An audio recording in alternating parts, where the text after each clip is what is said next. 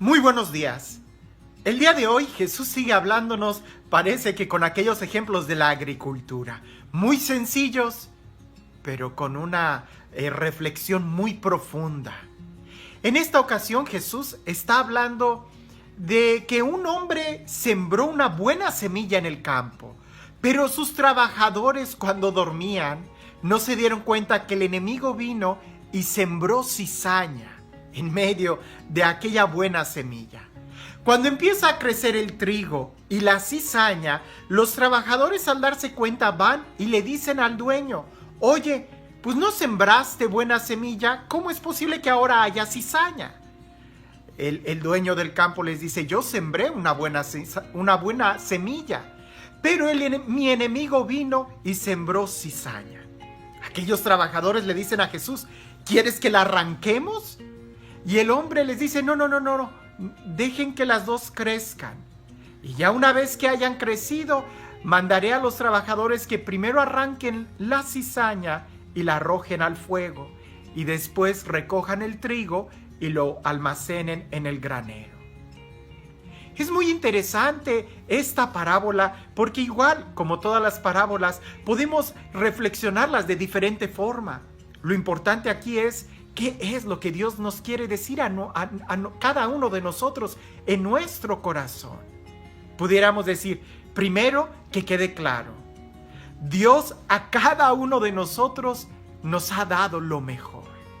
Él nos ha dado su palabra, nos ha dado su espíritu, nos ha dado la vida, nos da su amor, y esa es buena semilla, la mejor semilla. Pero la culpa es nuestra, que por andar dormidos, que por no andar vigilantes, el enemigo llega y siembra la cizaña en nuestro corazón. Por no cuidar lo que leemos, por no cuidar lo que vemos en la televisión, por no cuidar lo que estamos escuchando, terminamos recibiendo cizaña. O lo mismo sucede en nuestra casa. Por no cuidar muy bien nuestra familia, nuestros hijos, la educación, viene el enemigo y siembra cizaña. Cuando nos damos cuenta, ¿cuántas veces nosotros no hacemos lo mismo que esos trabajadores? Acercarnos al dueño y decirle: oye, diste mala semilla, mira lo que está sucediendo, ha crecido también cizaña. No, la culpa no es de Dios. Él nos dio su amor, nos dio la libertad, nos dio su gracia, nos da su palabra, nos da sus consejos. Él nos da lo mejor.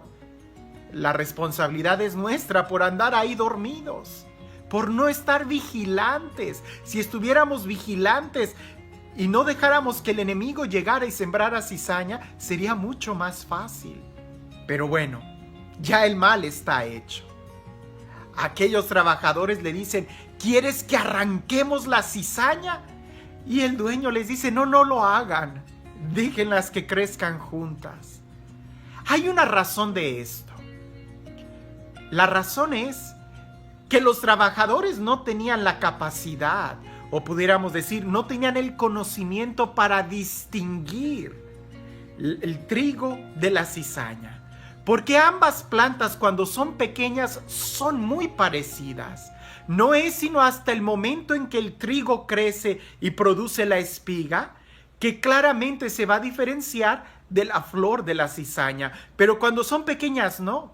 Si ellos empezaran a arrancar la cizaña, correrían el riesgo de también arrancar el trigo. Y eso sería al final una gran pérdida. No quiere decir en ningún momento que nosotros tenemos que acostumbrarnos a la maldad que pueda haber en nuestro corazón. No, claro que no. Lo que quiere decir es que si no estamos seguros de algo, es mejor esperar el tiempo, y cuando estén creciendo por sus frutos vamos a conocer si es trigo o es cizaña. Si no estamos seguros, cuando ya estamos seguros, entonces sí se tienen que separar las dos cosas. Por eso este dueño les pide que tengan paciencia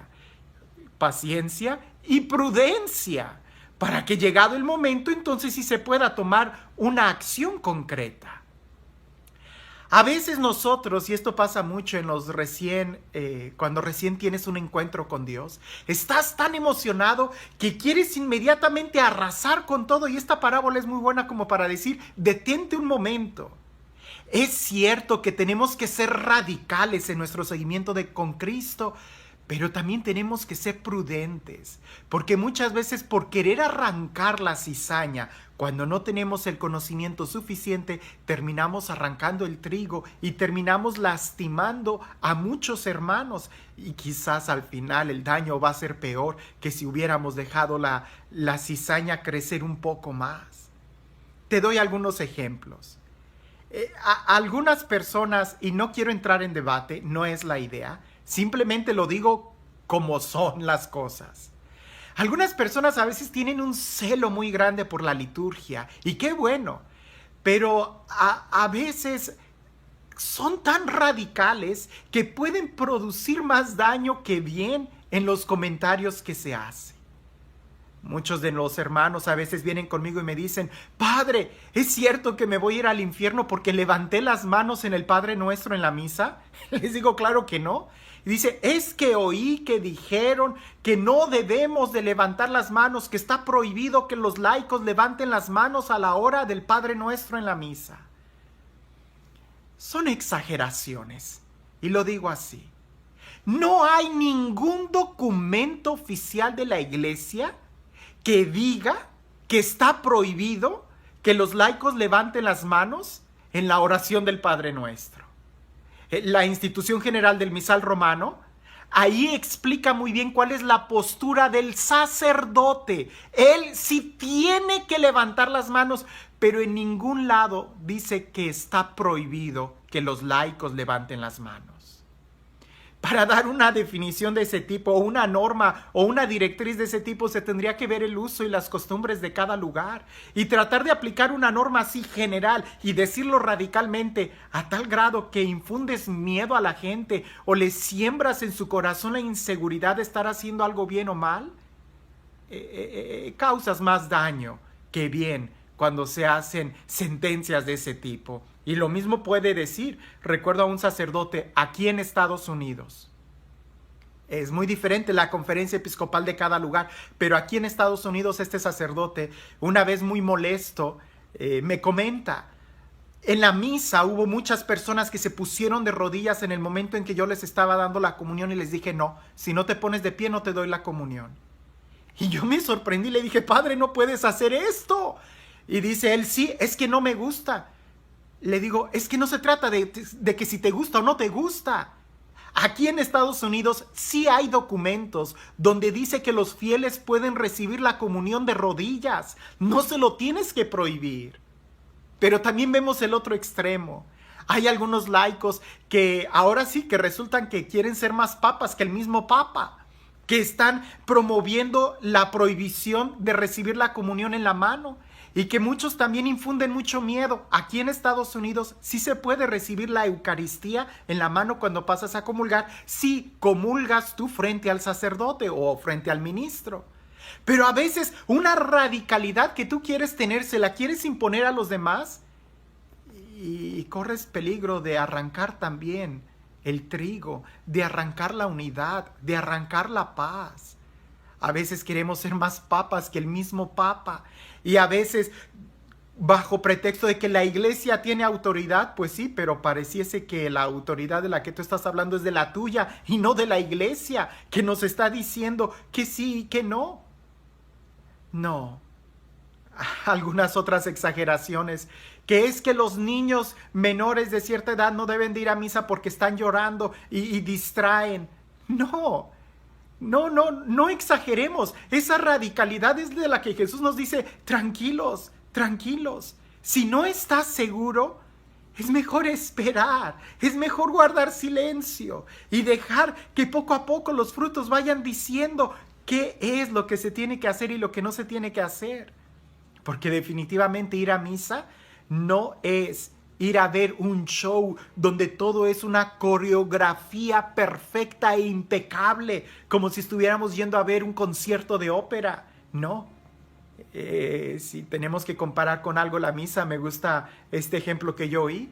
la ir a misa es más como el arca de Noé, donde todos estamos juntos para buscar nuestra salvación. Y no donde queremos ver un concierto con sumo silencio y todo coreografiado. No, no, no, no. Brota desde el corazón. Por eso si algo debemos de aprender en este texto es observar primero mejor nuestro corazón antes de querer ajusticiar y querer arrancar la cizaña no solamente de nuestro corazón, sino casi hasta del corazón de los demás. Y haciendo eso también podemos arrancar las virtudes, el amor, la unidad, la sencillez, la pobreza y la libertad de espíritu. No, no, no, tranquilo. ¿Qué es lo que sí tenemos que hacer? Cuidar el trigo que hay en nuestro corazón. Porque si en nuestro corazón es verdad que hay trigo y hay cizaña, pongamos atención en lo que sabemos que sí está bien, que es el amor, la caridad, el respeto, y alimentemos más estos buenos sentimientos que aquellos sentimientos de los cuales dudamos si son buenos o son malos. Ante todo el amor, el respeto, la prudencia. Y este Dios que es un Dios de amor, un Dios de caridad, un Dios que tiene paciencia con nosotros y que nos invita a también ser pacientes unos con otros. Un Dios que nos invita así a ser radicales, porque una vez que sepamos con seguridad lo que está bien y lo que está mal, habría que sacarlo de nuestra vida. Pero mientras tanto, Él mismo es paciente con cada uno de nosotros. Este Dios que es el amor, que es la paciencia, que es la misericordia, que sea Él quien el día de hoy te bendiga en el nombre del Padre, del Hijo y del Espíritu Santo. Hablando del trigo y la cizaña en nuestro corazón, cuenta una historia de un niño que una vez hizo algo muy malo y su papá lo regañó. Y este niño, viendo el atardecer, estaba reflexionando en lo que hizo mal. Se acerca a su papá y el niño le pregunta: papá, si yo ya sabía que lo que hice era malo, ¿por qué como quiera lo hice? Y el papá le dice: hijo, en tu interior es como si hubiera dos lobos, uno bueno y uno malo, y estos están peleando continuamente. El niño, después de un breve momento de silencio, le pregunta al papá: ¿y cuál de los dos lobos va a ganar?